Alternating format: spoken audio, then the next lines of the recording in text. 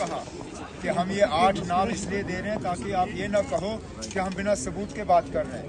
ये एक exhaustive list नहीं था, it was an indicative list. It was to show that जो हम कह रहे हैं हम ऐसे हवा में बात नहीं कर रहे हैं। अब इंतज़ामिया की तरफ से ये फिर जवाब आया कि ये जी ऐसे ही बेबुनियाद इल्ज़ाम लगा रहे हैं, लेकिन हमने तो नाम दे के आपको कहा, हमने थाने के डिटेल्स दिए, उस चीज़ का तो आप जवाब दे नहीं सके। हमने किसी एक पुलिस के अफसर के खिलाफ कोई इल्ज़ाम नहीं लगाया, हमने कहा कि ये इंतज़ामिया की तरफ से हो रहा है। और लगातार बहुत सी कॉन्स्टिट्यूंसी से जो है ये रिपोर्टें आई, यहाँ तक कि मेरे जो पोलिंग एजेंट्स और बाकी थे वो इतने डरे हुए थे रात को कि उनको पता नहीं कहाँ बुला के बंद किया जाएगा।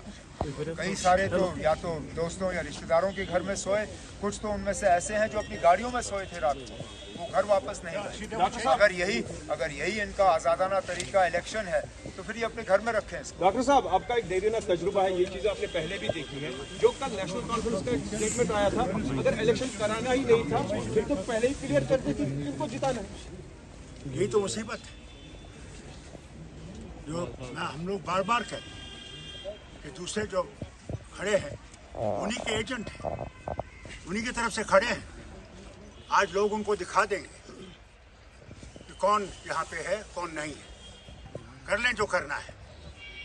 फिर तो लोगों का भरोसा उठता है, लेकिन होता है जरूर उठेगा। पार्टी भी इसी तरह की एलिगेशंस लगा रहे हैं कि उनके वर्कर्स को। मैं आपसे कह रहा हूँ ना, यही तो मुसीबत है।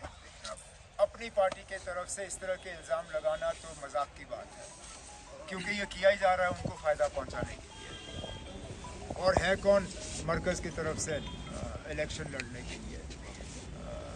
और ज़रा बताएं कौन से वर्कर?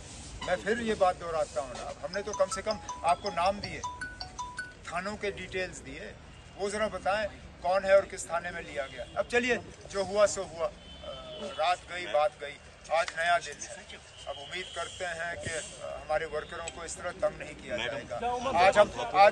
आज हम पोलिंग बूथ के बाहर खड़े हैं, हमने अपने वोट का इस्तेमाल किया। हमारे साथ 2 फर्स्ट टाइम वोटर हैं जो पहली मरतबा वोट डाल रहे हैं। ये पहली बार है कि हमारी फैमिली की 3 पीढ़ियाँ जो है एक साथ वोट डालने आए।